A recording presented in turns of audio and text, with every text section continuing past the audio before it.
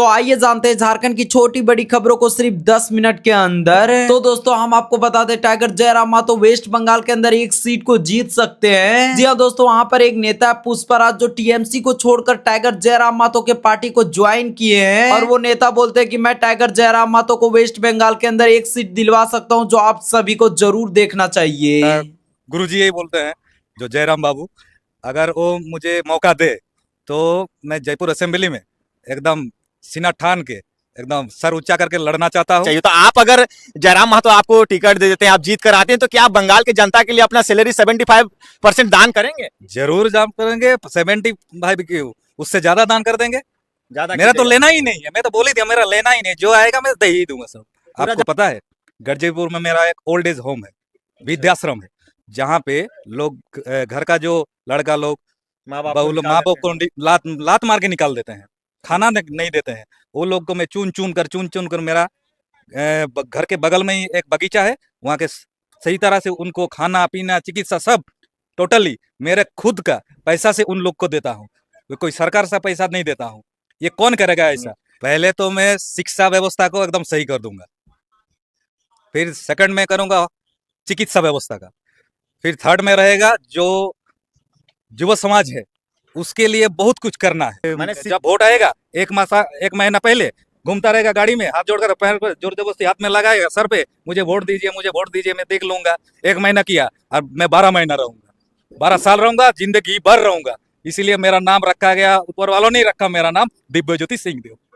चलिए तो देखिए इनका नाम है दिव्य ज्योति सिंह देव, जो कि जेल कैंप पार्टी इन्होंने ज्वाइन किया है और इनका जो नाता था वो टीएमसी से था, लेकिन उसके बावजूद भी एक नई नवेली पार्टी पे इन्होंने भरोसा किया और उस पार्टी को ज्वाइन किया है। दादा, क्या आपका सोच है अपने विधानसभा क्षेत्र को लेकर कि अगर आपको टिकट जयराम महतो आप पे भरोसा करते हैं, आपको टिकट दे देते हैं, आप चुनाव लड़ते हैं, जनता आपको वोट करती है, तो क्या कुछ प्लानिंग आप बनाए हैं कि आने वाले 5 सालों में आप अपने विधानसभा क्षेत्र के लिए करेंगे? पहले तो मैं शिक्षा व्यवस्था को एकदम सही कर दूंगा, फिर सेकंड में करूंगा चिकित्सा व्यवस्था का, फिर थर्ड में रहेगा जो युवा समाज है उसके लिए बहुत कुछ करना है। माने शिक्षा स्वास्थ्य रोजगार आपका पहली प्राथमिकता रहेगा? वो तो रहेगा ही 3 चीज, फिर भी बहुत सारा परिकल्पना है, वो तो जब जयराम बाबू मुझे आशीर्वाद देंगे उसके बाद ही मैं बताऊंगा। तो देखिए तमाम चीजें जो हैं दादा, आप एक बड़े पार्टी के साथ आप जुड़े हुए थे, लेकिन उस पार्टी को छोड़कर आजकल लोग चाहते हैं कि बड़ी पार्टियों में जाएं। देखिए कई जो ऐसे लोग हैं, आप ही के जो विधानसभा क्षेत्र के एक बड़े नेता थे, नामी नेता थे, एक समाज के नेता थे, उन्होंने समाज को दरकिनार कर दिया और अपने बेटे के खातिर किसी पार्टी के साथ उन्होंने साठगांठ कर लिया। तो इस पे आप क्या कहिएगा? देखिए मैं पार्टी करता हूँ लेने के लिए नहीं, इनकम करने के लिए, संसार चलाने के लिए नहीं करता हूँ, चुगलीबाजी करने के लिए नहीं चलाता हूँ, चोरी करने के लिए नहीं चलाता हूँ।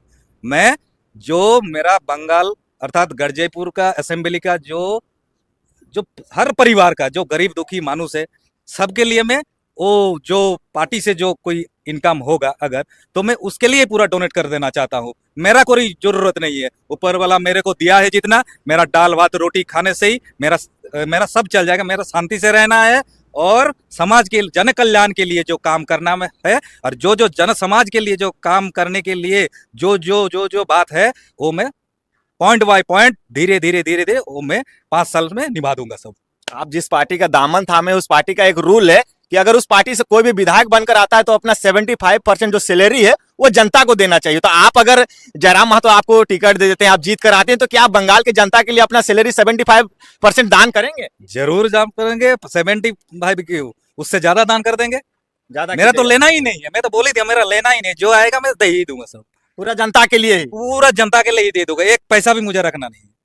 क्या कुछ ऐसी मुख्य समस्याएं हैं दादा जिसको लेकर आप जनता के बीच जाएंगे और जनता को वोट मांगेंगे आपकी, इन समस्याओं का मैं निदान करूंगा, आप हमें वोट करें? देखिए पहले ही भी बता दिया आपको, जो हॉस्पिटल में चिकित्सा व्यवस्था सही नहीं है वो पहले करवाना है, जो प्राथमिक स्कूल है, हाई स्कूल है, कॉलेज है, यूनिवर्सिटी है, उसको सही तरह से पठन पाठन नहीं हो रहा है, डिसिप्लिन कोई नहीं है, जैसा है वैसा ही चल रहा है, शिक्षा व्यवस्था एकदम बेकार हो गया है। सब फोटो खींच के अच्छा करके नीचे पूरा बुराई हो रहा है, नीचे एकदम भीतर अंदर में सब खोखला हो गया पूरा। और युवा समाज के लिए तो करूंगा ही, वो तो आपको पहले ही बता दिया। तो मेरा जयराम बाबू जैसे चल रहे हैं पथ में दिव्य ज्योति सिंह वैसे ही पथ में चलेंगे। मेन मुख्य मुद्दा क्या कुछ रहने वाला है? मेन मुद्दा सबसे बड़ा देखिए, मेन मुद्दा तो मेरा रहेगा आपका जो जन समाज के अच्छे के लिए जो होगा वही मेरा मेन मुद्दा होगा। तमाम चीजें हैं जिसको लेकर तमाम पार्टियां कहा जाए कि पूरा जोर लगा दिए हैं इस बार, खास करके आप जिस पार्टी को छोड़कर और नए पार्टी को ज्वाइन किए हैं उन पार्टी के मतलब कहा जाए कि रातों का नींद शायद हमें लगता है कि उड़ गया होगा कि आप अचानक से इतने बड़े आपने चुनाव भी लड़ा था, आपको अच्छा खासा लोगों ने वोट भी दिया था और आप अचानक से नई पार्टी को ज्वाइन कर लिए हैं। ऐसा उधर से फोन उन नहीं आया कि आप काहे ऐसा कर रहे हैं, आप काहे रुष्ट हो गए, आप काहे दूसरा पार्टी जा रहे हैं, ऐसा कुछ फोन उन आया क्या आपका? देखिए, फोन तो बहुत सारा आया है। हाँ। बहुत सारा फोन आया है, तो बहुत करोड़ करोड़ रुपया देके खरीदना भी चाहता था। अच्छा। हाँ, लेकिन आपको तो पहले ही बता दिया हूँ, दिव्य ज्योति सिंह देव कभी झुकेगा नहीं, तो इसीलिए मैं बेचने वालों से नहीं हूँ। मतलब आपको कोई खरीद नहीं पाएगा। म- एक जेएलकेएम के ही एक नेता है देवेंद्र नाथ महतो, वो बोलते हैं कि ऐसा कोई नोटे नहीं छपा है जो देवेंद्र नाथ महतो को खरीद दे, ऐसा आपका भी सिस्टम है? हाँ, मेरा भी सिस्टम है, जो कोई नोटी नहीं छपा है जो दिव्य ज्योति सिंह देव को खरीद सके। चलिए देखिए, दिव्य ज्योति सिंह दादा जो कि बैठे हुए हैं हमारे साथ में, इनसे हमारी बातें हो रही है।